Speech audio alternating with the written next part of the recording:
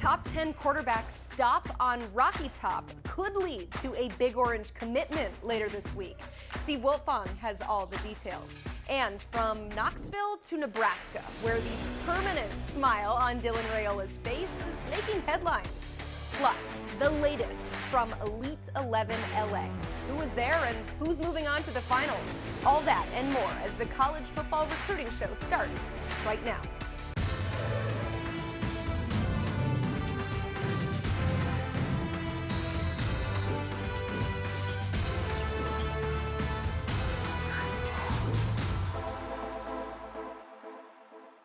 Alongside Blair and Gulo, I'm Emily Proud. Submit your questions in the chat. The only way to do that is by subscribing to the 24/7 Sports YouTube channel. It is popping off today. There's some Rutgers women's soccer talk going on right now.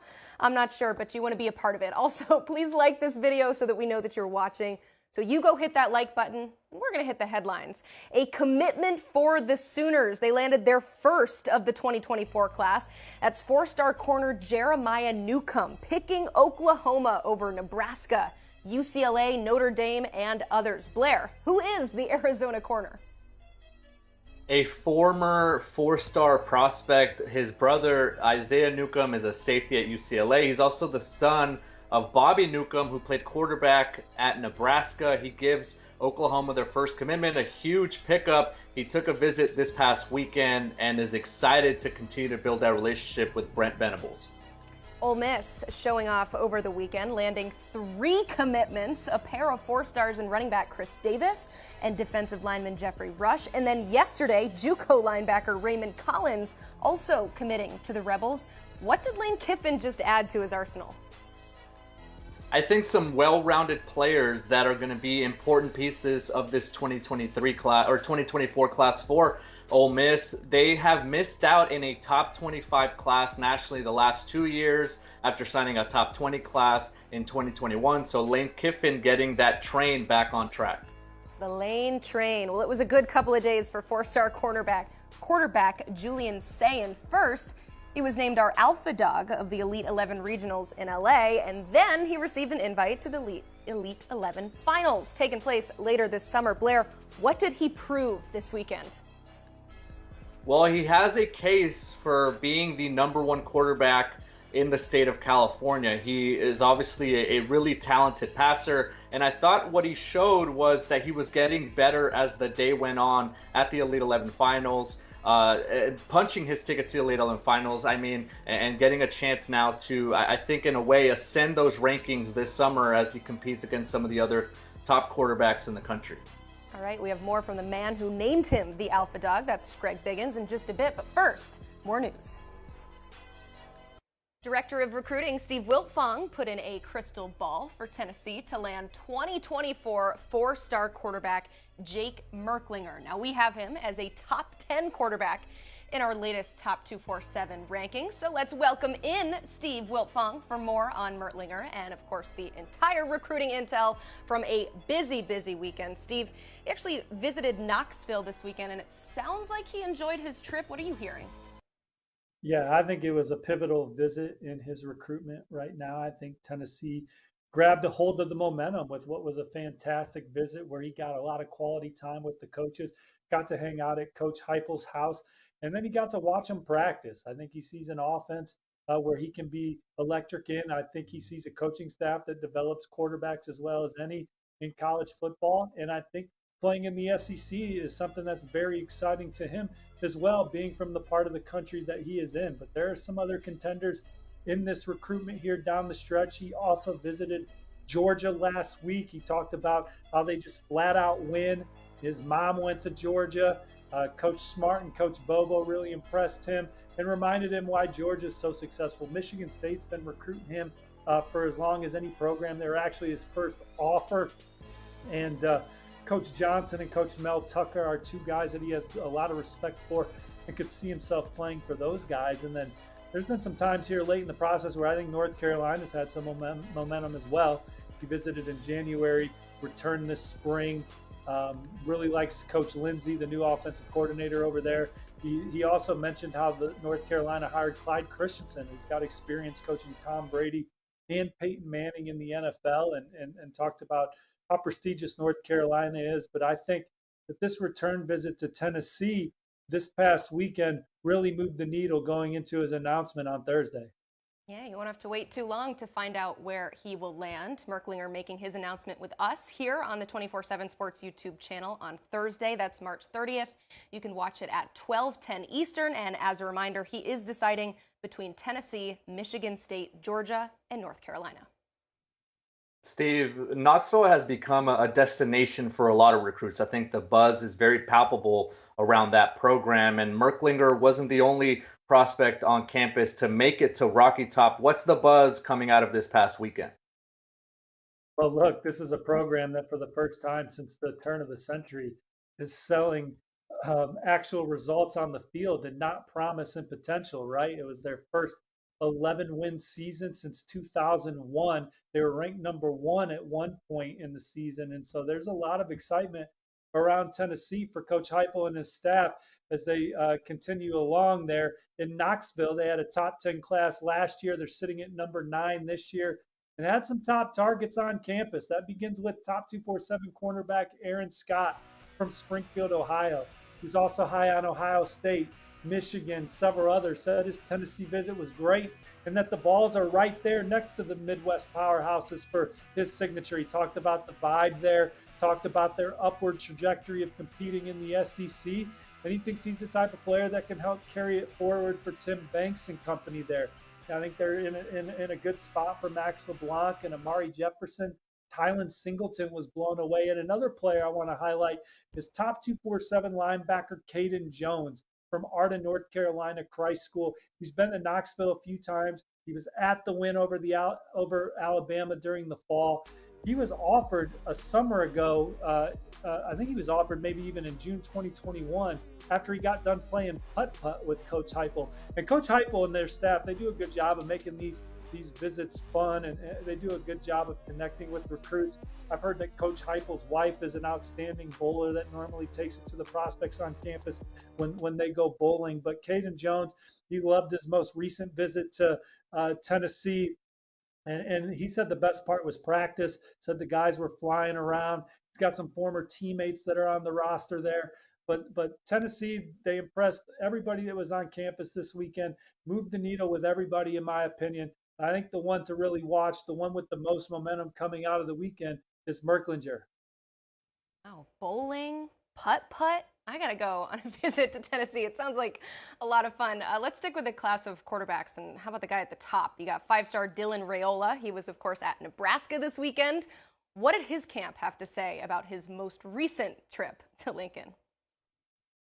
Well, obviously, it's a place that he's frequented the most. Was last there in February for a boys' trip where him and his brother and his dad visited his uncle Donovan, who's the offensive line coach. But they have a great relationship there with Coach Rule, Coach Satterfield, and company on staff, and got some time with Travis Alberts, the athletic director.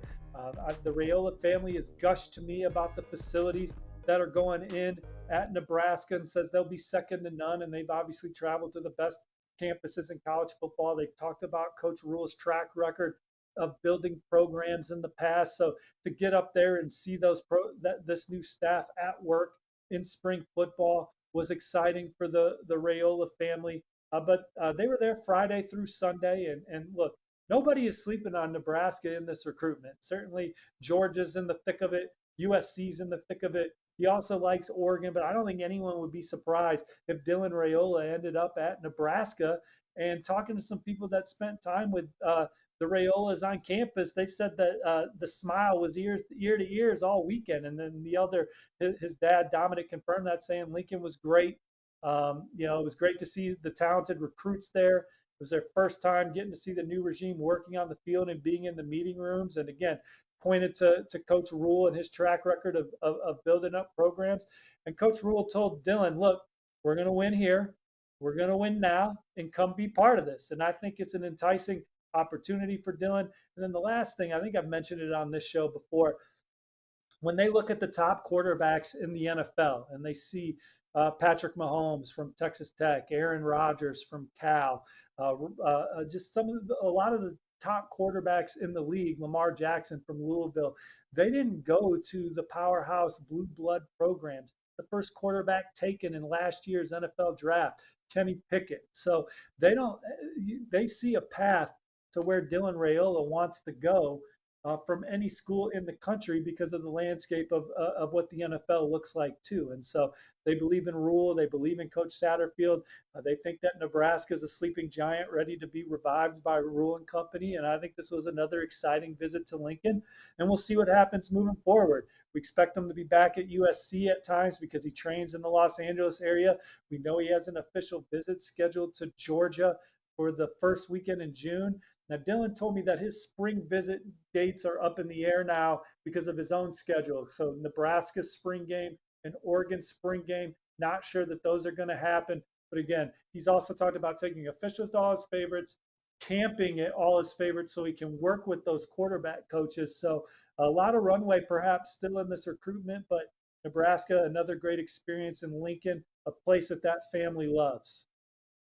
A fascinating recruitment without a doubt. And staying with Nebraska, Steve, Williams Nwaneri was also on campus. He also made it out to Ohio State this past weekend. What were some of the highlights during Nwaneri's stays both in Lincoln and in Columbus?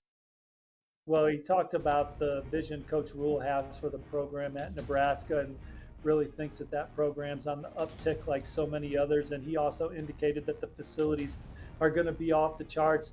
Had a great visit to Ohio State. That was a program that's been on his list to go visit for a while. And getting a chance to talk to Larry Johnson, who he called the legend and pointed to his track record of developing defensive linemen. And this conversation with Ryan Day and how direct he was about coming to play for a great coaching staff, for a program that holds you accountable, those are things that stood out to him. Now, we know he loves Georgia. We know he's going to get back to Georgia after a spring visit. He's going to take an official visit there. We know he's super high on Oklahoma. He's been there as much as any other campus, including a great visit here in March. He's been to Oregon a couple times, and Dan Lanning's from that area, so we know the Ducks are in the middle of it. He wants to get back to Tennessee after a great spring visit to see the Vols. He's got Colorado's spring game on his list here for April. Texas A&M's in the mix. Missouri, of course. So there's a lot of contenders in this one, and Ohio State and Nebraska too that are still in the middle of it after good visits this weekend. Elsewhere in this defensive line class, one of the top players at the position visiting Notre Dame this weekend, that's Justin Scott, and he apparently had a nice trip as there are now 2 crystal balls in favor of the Irish to land him. Steve, coming out of this visit, how does he feel about Notre Dame and their place in his recruitment? Well, this was one where we thought Notre Dame was closing in on a commitment for him a couple months ago, and he's kind of slowed the process down. He's from 90 minutes or less away from South Bend. Parents love what Notre Dame offers off the field. Marcus Freeman, Al Washington, and company have done a fantastic job recruiting him. He's been to campus numerous times. He said this past weekend's visit was his best one yet. He also talked with Tom Loy from Irish Illustrated, who has a good write-up there. But talking to him, he loved his experience. He wants to come back again in the near future and spend some time with some of Notre Dame's commits. He mentioned Cam Williams and CJ Carr when talking to Loy.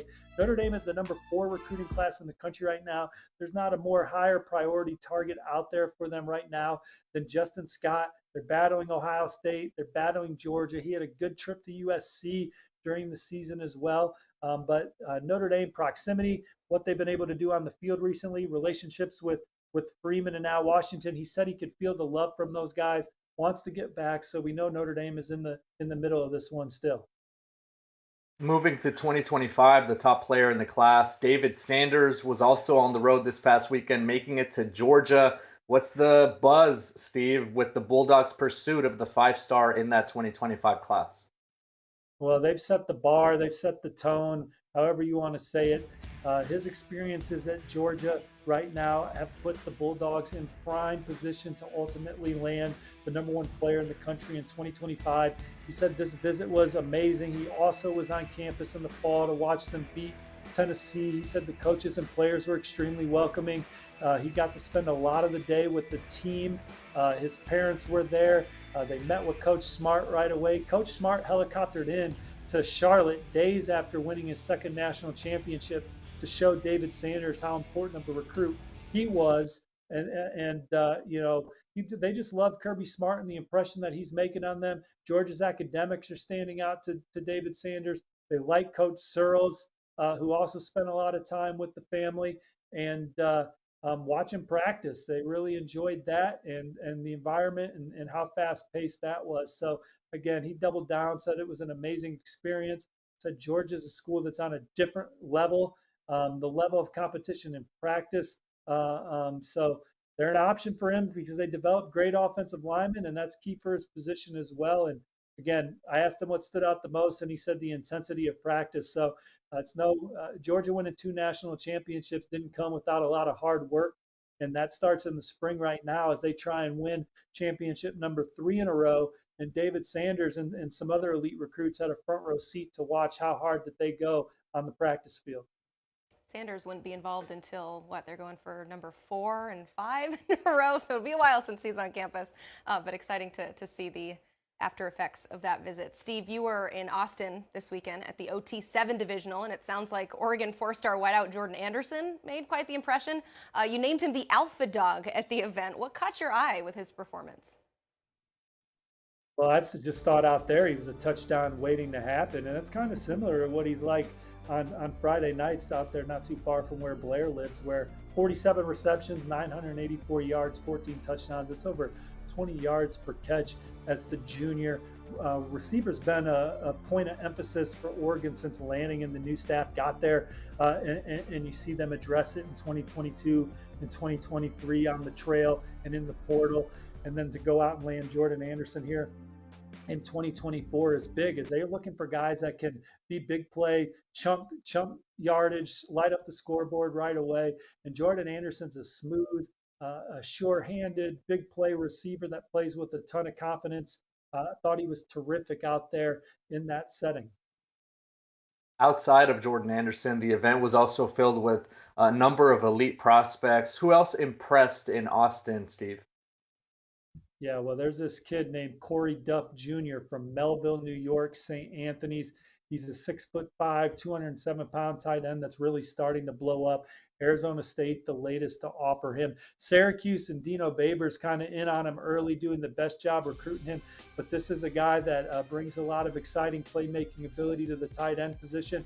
He's really shined at a few 7-on-7s this year. Our colleague Andrew Ivins has loved him when he saw him, and he lived up to the hype this weekend. He's a guy that I think the stock is way up for him. Arizona State, man, they're getting a stud in Zechariah Sample, recent commit from Katy Jordan High School there in the Lone Star State. The way he catches the football and explodes after the catch was second to none. Boo Carter was fantastic out there as well. And then my favorite defender out there this weekend was Jaden Hardy, a top 247 defensive back from Louisville High in the Lone Star State. He lined up all over the secondary, is a turf feeder, very rangy, instinctual player who's quick, explosive, got his hands on a lot of footballs out there. Oklahoma is now trending on the 24/7 Sports crystal ball for Jaden Hardy. Tennessee's in the mix. His dad played for the Vols. Texas A&M's another school he likes. He also mentioned Texas and Oregon, but Oklahoma in fantastic position for Jaden Hardy right now. Awesome. Steve, thank you so much. Be sure to check out new episodes of the Wiltfong Whip Around. New videos drop every Monday and Friday on the 24/7 Sports YouTube channel. Our War Daddy series continues, but before we get to today's pick, a reminder of last week's winner, Elijah Rushing. And Blair, I don't know if you remember this conversation, but coming out of his visit to Miami this weekend, I said that if he did not get a certain photo, then it would be deemed an unsuccessful visit. Well, it turns out that we did get that photo, thanks to you. So excited to see this awesome picture here. That is Elijah Rushing with Miami defensive ends coach, and also maybe a guy that you recognize, I don't know, NFL legend Jason Taylor. And sticking with the theme of defensive linemen, this week's War Daddy pick is another defensive lineman in Dylan Stewart. So for more on what we're calling the number 3 edge in this class, let's welcome in national recruiting analyst Brian Dohn. Brian, Stewart saw a huge rise in the latest top 247 rankings, moving up over 100 spots into 5-star status. So what is it that makes him such a force rushing the passer? Well, how much time do we have? When you look at him, he's 6'5", 235, 240, 80-inch wingspan. You can see his get-off is really impressive. He plays more of a stand-up role at Friendship Collegiate in Washington, D.C., and head coach Mike Hunter and his staff do a good job of moving them all around. But it's the burst, it's the length, it's the explosion, it's the ability to change direction. And one thing I like is he moves all over the place, and he's not afraid to go inside, and he can shoot gaps in the middle, and he has excellent body control. Like I said, 6'5", 235, 240, but he can really make himself small to get through some holes and get into the backfield, which is, it's where he lives. He had, I think, 16 sacks as a junior, was always in the backfield, taking down the running back. He just has so many things natural with his ability. And then on top of that, he's getting better with his technique. I still want to see him use his hands a little bit more, but that's something that comes along. And what I like is how much growth he's shown since I saw him in May. I was able to watch him at a camp. He was thinner at that point, still explosive, and he's really matured physically, and you see that take place in games. Brian, now moving on to his recruitment, over 30 scholarship offers to his name. And Dylan Stewart has been to a number of places, Bama, Ohio State, Michigan. And now as we head into the spring, what is he weighing, and what stage of the recruiting process are we in with Dylan Stewart? Yeah, we're in the visit stage, and he's weighing a lot. And I think, I go back to when, I don't know how it was when you guys were younger, but when I was a kid and you wanted to go to a concert, you went to the concert and you got the T-shirt that had all the tour dates on the back and everything. And that's kind of what I feel like Dylan Stewart needs with his visits, because he's already been to Michigan, Alabama, Ohio State this past weekend, Georgia again this weekend, Penn State on April 7th, South Carolina April 14th, Colorado April 21st, Oregon April 28th, and then Tennessee for Memorial Day weekend. Tennessee last year put together a big bash for Memorial Day weekend. They're doing the same this year. So we are just in the infancy, I think, of his recruitment, of getting out to see a lot of people. Every time he visits a place, it's a chance for him to really get a look at that program. And coming back from Ohio State, obviously they're going to impress you with what they can do with guys coming off the edge. And I think for me, it's just a fact-finding mission where he's at. When I talk to him, when I talk to his head coach, they're trying to get out to as many places to really see what options he has, how he'll be used in the defense. And listen, we're in the NIL world, and that's going to be a factor also. Speaking of the NIL world, maybe he could sell that concert-type T-shirt with the tour dates. I've always said we need domestic passports for some of these kids so they can check off all those boxes of all the places that they've been. But Brian, thanks for being with us today. Hey, thank you, guys. The NFL draft is a month away, and that means soon 259 prospects will hear their name called. But before their lives are changed in April, we of course watch them as stars in college. But what about even before that? Yup, these players were once high school standouts. So every show leading up to the draft, we will take a look at the recruitments of some of these top prospects. So let's kick it off with our director of scouting, Andrew Ivins. Andrew, Florida quarterback Anthony Richardson grew up in the Sunshine State and then played his college ball there too. He was labeled the number 9 dual threat quarterback in the class of 2020. Now, thinking back, you watched him up close and personal. What do you remember most about Richardson's recruitment? Well, Emily, it was two things. The first thing is he was super athletic. I go back to the Elite 11 finals, and he was warming up right before a throwing session, and he did a standing backflip. I was like, whoa, okay, this guy's different. And then 20 minutes later, he tossed a football 68.5 yards in the air to win the long ball toss for that Elite 11 finals. So you knew he was different. We didn't have the freaks list then. He would have been absolutely up there, maybe even number 1 if I had the freaks list going back then. The second thing is, not a lot of people wanted him. I remember June of 2018, Anthony Richardson, he had a few scholarship offers, but he was looking for some more. Saw him on back-to-back days. The first was a satellite camp at FIU. Penn State was there. They were all looking at him. And then the next day, he was at the University of Miami. Neither of those programs offered him.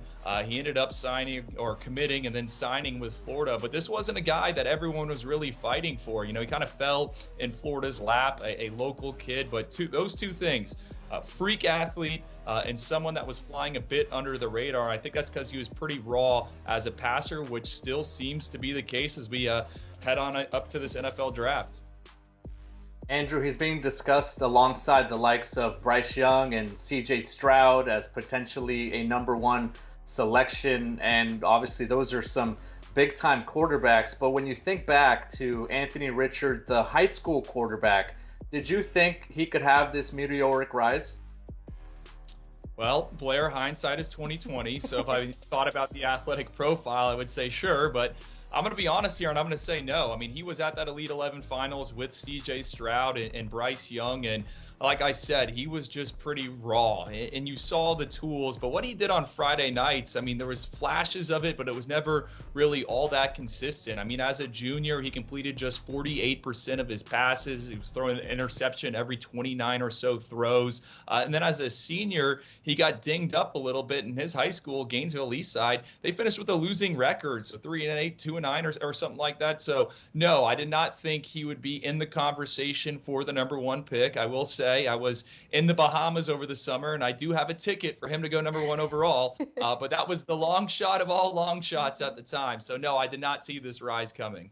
Really do appreciate the honesty there. I mean, it's a tough call when you're seeing some of these talents that are just incredibly raw, but still have that athletic prowess. And it's funny, you talking about him now is what we've talked to draft experts about as well. So it sounds like a very similar analysis. Hey, we're 8 likes away from 50, and we have considerably more than that watching right now. So if you've not hit the like button, please be sure to do that. Let's go to the 2019 class, where wide receiver Zay Flowers from Boston College. He's currently trending to be a day one pick. Andrew, what stood out about the 3-star out of Fort Lauderdale? He was someone that the big three didn't want. I go back to his recruitment, and it was super under the radar. This was a kid from Fort Lauderdale. I'll never forget, he was at the South Florida Express, the big 7-on-7 team down here. He was at their tryout, but he showed up late, and that's because he was playing basketball. He was someone that was engulfed in not only the AAU circuit, but also the high school hoop circuit. He actually won a pair of state titles on the hardwood as a junior and senior. He played alongside two guys you guys are going to know, Vernon Carey Jr. and Scotty Barnes. Both of them made it to the NBA. So he was more of a basketball kid. Not a lot of people wanted him. And I actually went back and looked right before midway through his senior season. He told me his top 3 was Kansas State, Boston College, and I'm forgetting the other school, but those 2 schools wanted him as a defensive back. They didn't even see wide receivers. So that's what I remember about Zay Flowers, just flying completely under the radar. Not a lot of people knew who he was, and he was not ranked high for us coming out of Fort Lauderdale University School. We see it every year, Andrew, right? Those 3 stars that maybe take their next step in their development and in their physical progression, or maybe they've fine-tuned some of their skill set. And Zay Flowers certainly fits into that category. Why do you think he's been able to really blossom since he arrived at Boston College?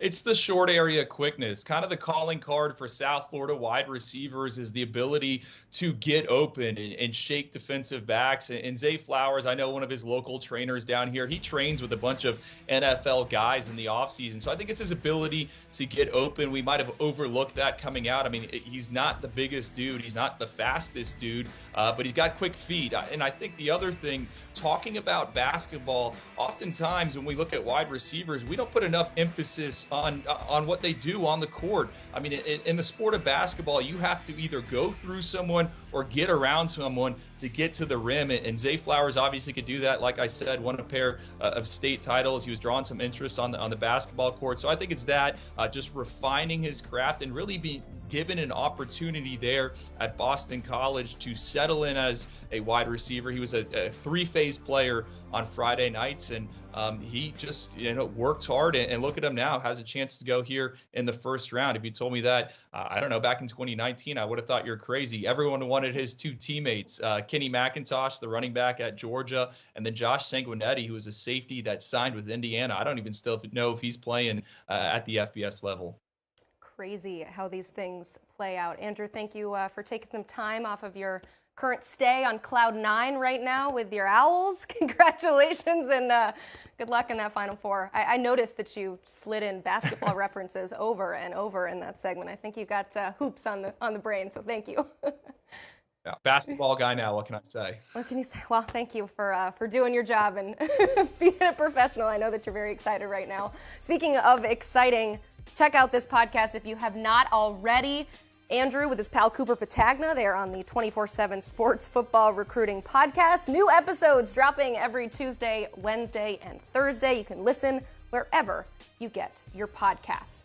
Elite 11 regionals continuing this weekend in LA. The goal, of course, is to get an invite back to the City of Angels for the finals later this summer, but that's not the only objective. The real prize is showing off for college recruiters and for our guys to get a good look. So then we'll talk about you on this here show. So let's go ahead and do that with our friend Greg Biggins. Greg, some of the top West Coast QBs taking part, of course. You've got Alabama commit Julian Sayin, you got four-star quarterbacks Elijah Brown and Isaac Wilson, among a bunch of others. But before we get specific, how did this overall group of quarterbacks look compared to previous cycles? I thought it was good. Honestly, I thought the 24 class was good, not great, but I like the 25 and the 26 kids. I honestly thought that group of 25, 26s, that's freshmen, sophomores, was probably a little better than the junior class of 24. So obviously, Julian Sayin, you've already mentioned him a few times. He was elite. He was hands down the top guy there. But after that, 24s, just okay for me if I'm being a kind of a tough grader. But I did like the overall talent because of that group of underclass kids. Greg, you named Julian Sayin as the alpha dog from that event on Sunday, and the Alabama commit obviously had a terrific showing, earning the only invite to the Elite 11 finals. What stood out to you about his performance? Yeah, I mean, we did, Blair. That was a team effort. You were there yourself, not all me. I mean, he was great, right? He's everything that we expected him to be, I think he's probably the most polished quarterback in this class. So at a camp like this, at a setting like this, where you're going through 5 or 6 different drills that are, just kind of about, your polish, right? Your feet, your accuracy. It's not so much, testing that deep ball accuracy, arm strength, which some will have, might question whether he has that arm strength to get the ball down the field. I think he does, but he's such a polished quarterback. I think he's the most ready to play right now in college in terms of the 24 kids. And so I thought he was tremendous. I thought he had a great day. Alpha dog. He was the lone recipient of that golden ticket to come back here for the Elite 11 finals. I thought it was well deserved. I thought he had a really strong day. I liked watching him. Blair, did you agree with the pick? I need to give you your say. If Greg is saying it's a group effort, what did you think of him? Yeah, Emily, it was strange because as the afternoon went on, it was very apparent that maybe some guys were getting a little bit sloppy or a little tired with their footwork. And, this is a 4-hour workout where they're making throw after throw after throw, hopping from station to station. And the wind picked up. Greg was wearing a hat. His hat almost flew off at one point in the event. It got really gusty, got really windy. But you couldn't tell that was affecting Julian Sayin. So, yeah, I completely agreed. He was head above everyone else in terms of what he showed on the field on Sunday. Wow, wind. I mean, crazy LA weather just continues, it seems like, in the spring here. Let's continue with some of these quarterbacks. Right behind Sayin in the rankings is Darius Curry, which is not a guy that we've talked extensively about on this show. But, Greg, why should we get to know this name? I mean, I love this kid. I think, we talk about our rankings. It's an NFL draft projection. He's only 5'11", and so he's that guy who's, there's the data doesn't lie. There's only been, I want to say, 2 quarterbacks in the last 7 drafts under 6 feet. Bryce Young will be the 3rd. But Darius, I think, is special. He tore his ACL and missed a lot of time, but last year was his first year really being healthy, and he had a huge season for Long Beach Poly, kind of a legendary high school program out here in Southern California. And I think he's legit. He just visited Cal. They're all over him. Michigan State is recruiting him heavily. Deion Sanders, Colorado program, likes him. I think he's a Power 5 guy. I think if you're not 6'1", 6'2", I always say this, you need to be pretty elite in every other area, and he is. In terms of the feet, the accuracy, the toughness, the leadership ability, ability to make throws, ability to make clutch throws in tight fourth quarter situations. I mean, the guy just kind of has that it factor for me. He's the guy you want the ball in his hand late in the game. And so I think you kind of overlook the size and just see the talent. I think for me, Darius Curry is definitely one of the top quarterbacks, not just locally, but I think he's one of the top quarterbacks in the country. Business-like is what I would think of, Greg, about Darius Curry and kind of the performance that he put on Sunday. One name that we know and we've mentioned quite a bit on the show is Elijah Brown. He's the 4-star from Mater Dei, the number 3 quarterback in this 2024 class, according to the 24/7 Sports rankings. You described his performance as smooth and steady. What did you see from Elijah Brown over the weekend? Yeah, no, I think Elijah's the ultimate gamer. And everything I said about Darius Curry in terms of, the guy you want the ball in his hand late in the game. I mean, Elijah has done it over and over and over and again. And playing at Mater Dei, he's again, I think Andrew Ivins had like 9-1 over his career against Max Prep's top 25 teams. I mean, he's got that clutch gene. And I think you're either born with it or you're not. I think it's God-given. And Elijah just has this rare ability to kind of just slow the game down. He never looks flustered. He's never looks nervous. He's so poised, cool, and calm and collected. And, the game just looks easy for him. And I think the practice, the workout, I don't know if I would say it was his best day. I think I've seen him throw the ball a little bit better. But I still think, everything he does is just smooth and effortless. I thought you mentioned, the guys getting tired. I thought as the camp wore on, I thought he actually looked a little bit better, looked a little stronger. The arm was still there. The accuracy was still there. Solid, would be the word I would use to describe Elijah's performance on Sunday. All right, let's hit on one more guy from the 2024 class. And it's safe to say the spotlight definitely a little bit brighter on Isaac Wilson, thanks to his brother and Jets quarterback, Zach Wilson. But like Brown, he wasn't able to secure that invite quite yet. But how did he perform in LA? Yeah, no, I think obviously Blair's tight with the family. I love the family as well. Isaac's such a fun kid. And he knows, right? He's got a lot of self-awareness. He knows what people are saying, and he'll make jokes about it. But he's a big personality. Another kid who's probably 6 feet, 6'1", but he's got an arm, man. He's got a lot of arm talent. I think he's a dual threat kid. He can move around the pocket. He can extend plays. Another guy, I think he kind of plays with a little bit of a chip. You mentioned Darius Curry, kind of having a business-like approach. I think Darius was very serious. Isaac, on the other hand, he's a little more outgoing, a little more fun in terms of how he, goes about his business, but he also kind of has a little bit of a chip. I think a lot of quarterbacks you see, who are in that 6 feet range, 6'1", 5'11" range, they feel like they kind of have to, prove something every time out. And I think Isaac kind of has that little aura about him. But in terms of the arm, he's got a lot of arm talent and some serious juice in that elbow. I thought he had a pretty solid day as well. A top 5 guy for me. One of the better 2024s that we saw. And you mentioned, Greg, earlier that the camp featured a number of underclassmen that really shined. Who were some of the names that stood out to you among that underclass group? Yeah, so Husan Longstreet, for me, might have been the number 2 overall guy. You talk about a kid with just a ton of twitch in everything he does. He's put on about 10 pounds of muscle. The kid looked like he was jacked. Made a recent transfer to Centennial High School, but in terms of just the feet, the way the ball comes out, ability to kind of throw it from all these different arm angles, might have had the strongest arm there. You talk about a live arm, and you heard that term a lot, live arm, and that just means the ball's jumping out of your hand, really spins the football, probably had the tightest release. Again, doesn't need much of a windup to get the ball out. He was electric for me. Kind of right below him was Michael Tollefson. It's kind of hard for me to say his name, Michael, because we've called him Butter ever since I've known him since he was an 8th grader. So Michael Tollefson, Butter is the nickname. And, he's got a lot of that same twitch as well. Ball jumps out of his hand, very accurate, strong, live, accurate, mobility. I think he had the second best 40 time of the day, 4.65. Talking about Tollefson, I'm going to, run some track this spring and just came off a visit to Texas. Florida State heavily involved. He's going to ASU in a couple of weeks. I like those 2 kids a lot. Got to throw out, Madden, Ia Maliava, Nico's younger brother, still Pizzella, another kid, a little bit under the radar, a little undersized, but had the day's fastest 40 time. And overall, I thought he had a really good workout. And then going down to the 26 class, Ryder Lyons, whose younger brother, Folsom High School. If you know anything about Folsom High School, they have dudes at quarterback every single year. Walker Lyons was his older brother, elite tight end going to USC. Ryder Lyons, like mentioned, just a freshman. I thought that guy had a rare ability to throw the football. Tons of arm talent, accurate, smart, tough kid. And I love his future right there. So those are my 4 or 5 guys that kind of caught my eye on Sunday. Butter, I'm gonna need an explanation. Why? Why is that Michael's I nickname? wish there was a better explanation, but he said that's just what his mom named him when he was young. It wasn't like it was a football analogy or another sport. It was Smooth just like his butter mom. or something. No.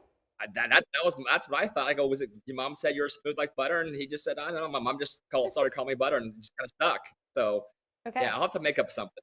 Make up something that sounds a little more exciting for him. Okay. Yes, you work on that and then get back to us. But that's it for you today. But we'll call you back to have a little bit more explanation on butter, Greg. Thank you. Yep, you got it.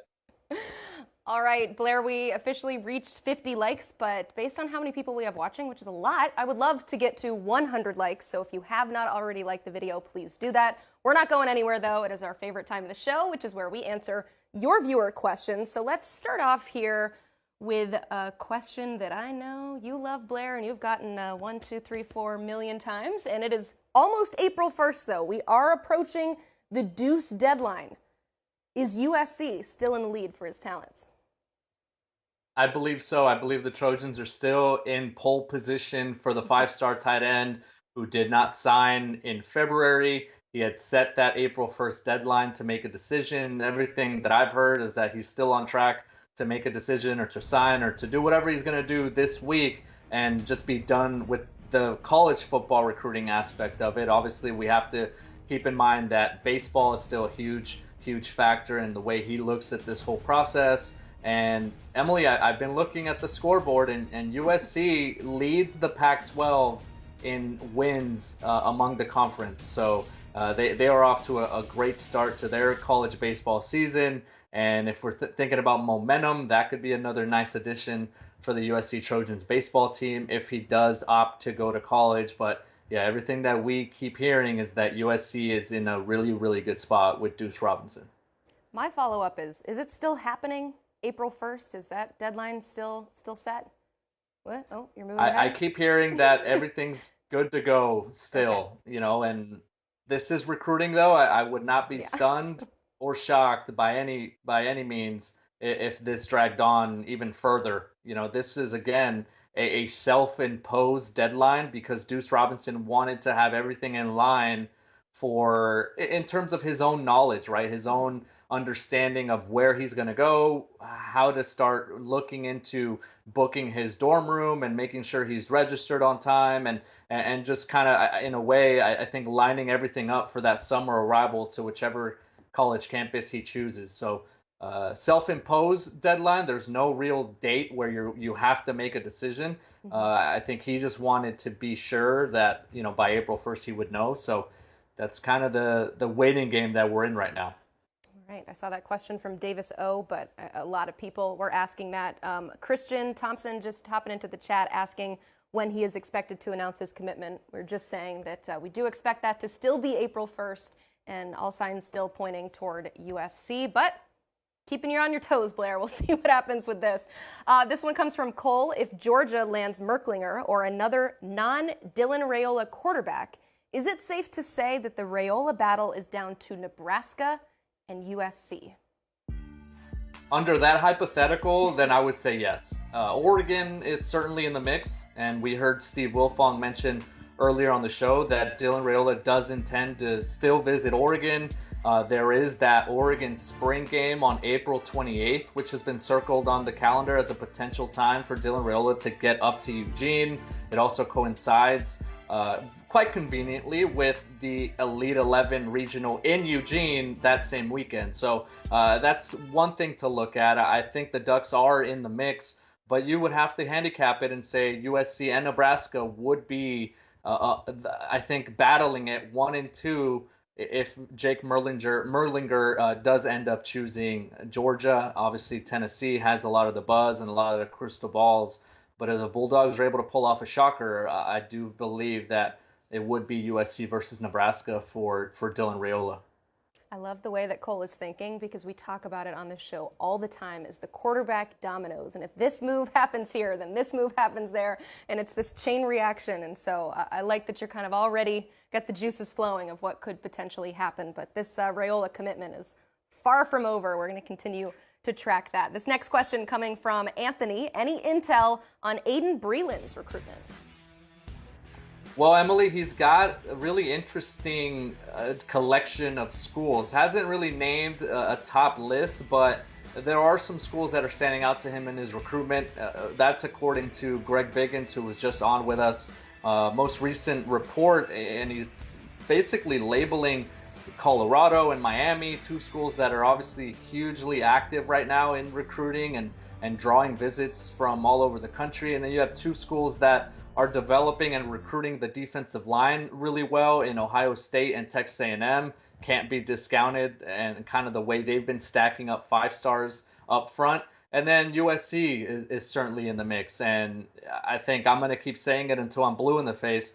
USC needs the Aylin Brelands of the recruiting world to take that next step in their return to what they want to do in college football, and that's return to the college football playoff and to return to prominence, especially ahead of their move to the Big Ten, which is going to be a more physical brand of football. You're going to have to be big and strong up front to battle the Michigans and the Wisconsins and the Ohio States of the world. And I do think that if we were going to label a school to maybe be thought of as a leader early on, you have to point at the local school who is prioritizing Aylin Breland and obviously has a lot of success at Mater Dei previously. Be a big addition for USC, both literally and figuratively. We got a comment here from Joe Bro asking if we will get an April Fool's show. Because that is a Saturday, I do not believe that we will have a show on that day, but you better believe that leading up on Thursday and then, of course, afterwards on Tuesday, we will hopefully have some Deuce Robinson news. Got another comment here from Andrew saying that the April Fool's show should have Wiltfong as the host, and then I'm going to do all the reporting. That actually has been an idea that's presented before. I think we should all switch jobs. So like the director comes and sits in this chair, and I'm going to go try to produce, and we can all have a new appreciation for how hard everybody works and how difficult all of these jobs are. But that is a conversation for another day. Before we go, though, I do want to remind you that Anthony Knapp will be making his commitment right here on the 24/7 Sports YouTube channel. You can watch it at 5:30 Eastern. He is deciding between those 5 schools. That's Georgia Tech, UNC, Notre Dame, NC State, and Penn State. So be sure to tune in tomorrow to see where he ends up. For Blair Angulo, I'm Emily Proud, and this is the College Football Recruiting Show.